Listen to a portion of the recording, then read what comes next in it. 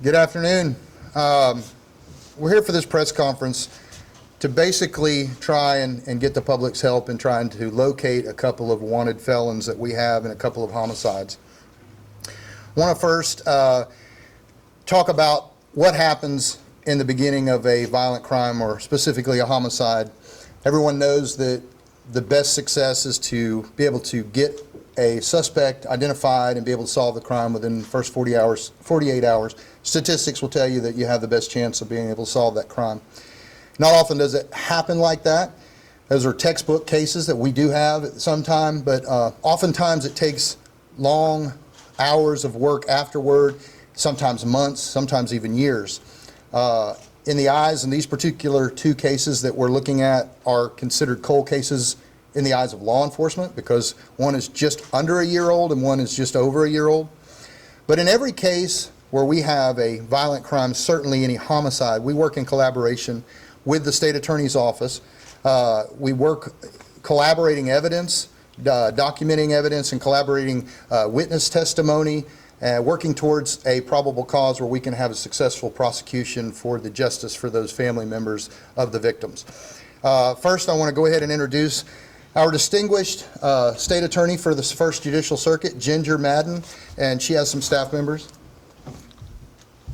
Good afternoon. Thank you for having me here, Sheriff. Again, I just want to acknowledge what a tremendous relationship that we have established with the Sheriff's Department in solving some of these crimes. Again, just over a year old, just under a year old. We work always in collaboration, regardless of the age of the case, to bring justice to the victims and to their families.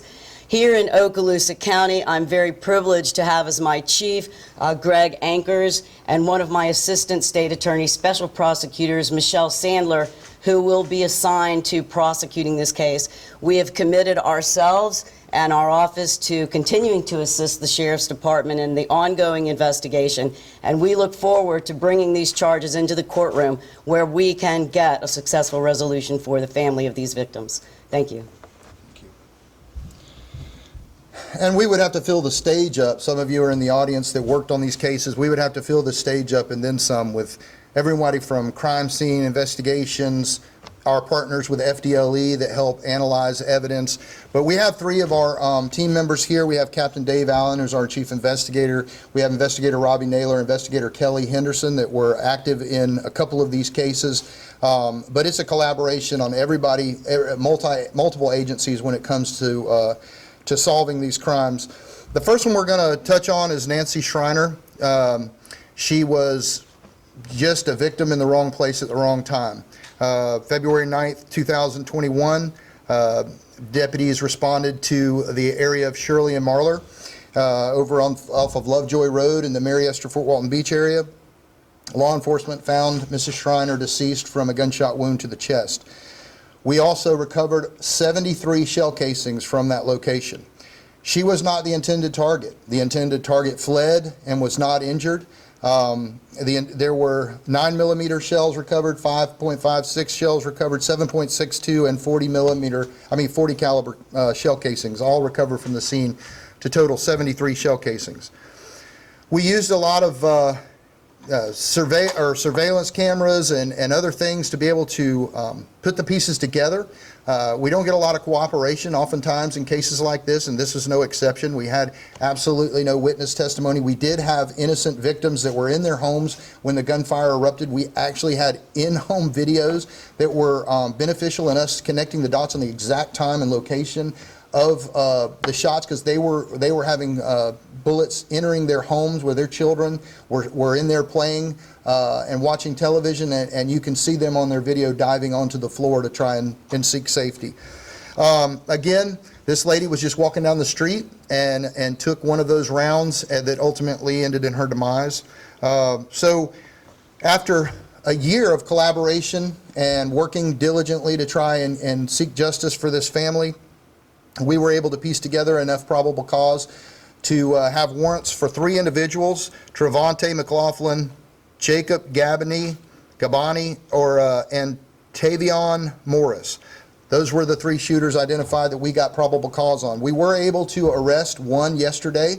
We arrested Travon'te in McLaughlin in Crestview yesterday, but we are still searching for the other two, Gabay and Morris, and we would love any cooperation that you have. You can call the 609-2000, 850-609-2000, our investigations number, or P3 Tips is a mobile app that Crime Stoppers uses. It's about 80% of their tips come in on that, and there is could be a substantial reward for you being able to have information to the whereabouts of the other remaining two individuals, Jacob Raphael Gabay and Tyauvion Dontrell Morris are the two remaining suspects.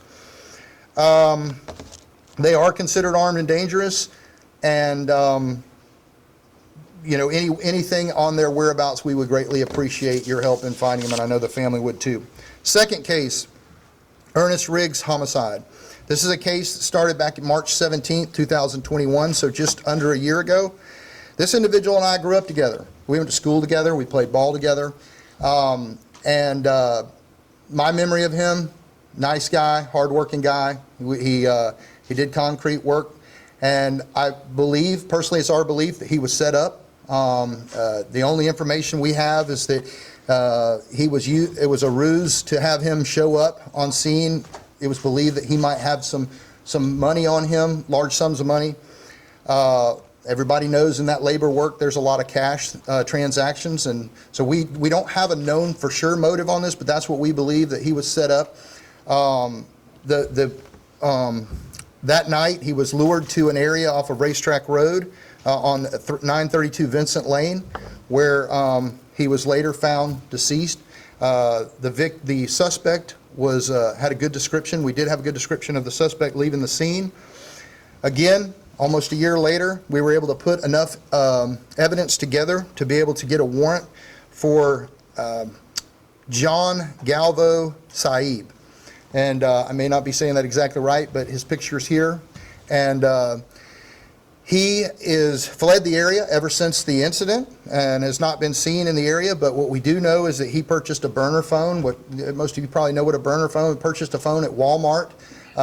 The only phone number that called that phone to set it up was our suspect's phone, his actual personal phone that used to set up the burner phone. The burner phone was used to make the transactions to reach Mr. Riggs and set up the fake meeting for the concrete work that was supposed to be done, where he ultimately met his demise. So any information that you have on his whereabouts, he's believed to be armed and dangerous. You know, a lot of people ask me all the time, and ask many of our staff, you know, what can we do for you? What can we do at the sheriff's office? Well, what we can do is you can help us. You know, oftentimes we don't get corroboration or even witness testimony. We even have victims. I don't understand this. I've often said, you shoot me, I'm telling on you. You know, I mean, that's my rule. And I just don't understand the rationale. You get shot and you're just not going to tell anybody. I've had people on their deathbed that just decide they're not going to tell us. I mean, you know, we do our job. And we have open cases besides these cases. We have open cases where we have victims that are known drug dealers, known gang members, known violent felons, and I can assure you that these people on this stage and the people in this audience are working just as diligently to bring justice to their families, no matter who they are and what their past is. So, but we need your help. We need your help in this particular case. We need your help. You may not know them, but you may know somebody that knows these individuals that we are looking for, and any information that will help us be able to get them to brought and put behind bars, we greatly appreciate it. That's really all I have. I'm open to questions. Some of them I may not be able to answer, but I'm sure someone on this stage or myself can answer. So if you have any questions, feel free. Are there any locations where any of the remaining suspects at large might have connections, or where you think they might be located? Is it cool to say, or? Yeah. Yeah, I mean, you do have to realize some of these cases are still open investigations, even though we have warrants. But yeah, we do believe that Mr. Galvo Saib in Mr. Riggs' case is probably in the California area. And we are actively searching these areas that we do have tips on, and the U.S. Marshals have been a great resource for us. We've had a good partnership with them in the past, and we work with them on the Fugitive Task Force side. So they've got a lot of good tools. You know, obviously we're somewhat limited as to what we can do here, outside of the local area, but that's when we rely on our partners such as the U.S. Marshals to try and help us. All right. Well, thank y'all for being here. I appreciate you showcasing this. We've got another one we'll be scheduling here in a week or so. Thank you.